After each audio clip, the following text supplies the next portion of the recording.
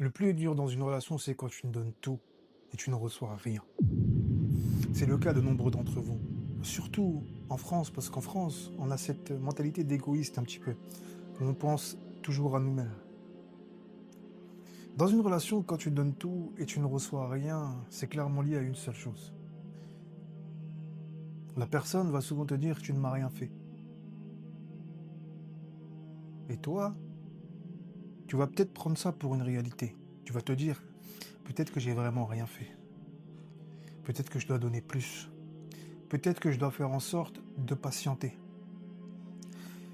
Et même quand les limites sont franchies, tu continues à supporter et à supporter et à supporter. Tu sais qu'au fond de toi, cette situation n'est pas normale.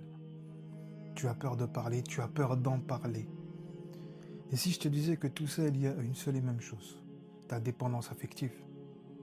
J'en ai fait une masterclass dans la bio pour comprendre ce que c'est et comment t'en libérer. Mais tout ça est lié à une seule chose, qui est la dépendance affective.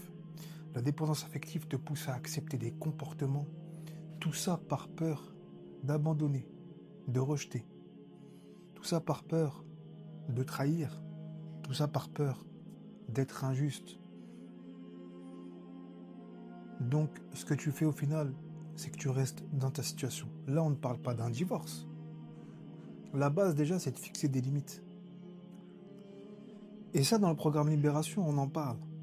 Et on travaille sur ça. Donc, si tu veux aller plus loin et t'en libérer, tu peux réserver ton appel découverte offert dans la bio. Mais ça, je le vois constamment. La dépendance affective te pousse justement à faire en sorte que les gens ne respectent pas tes limites. Si tu ne fais rien, ça va empirer et tu vas vivre la vie des autres et non pas la tienne.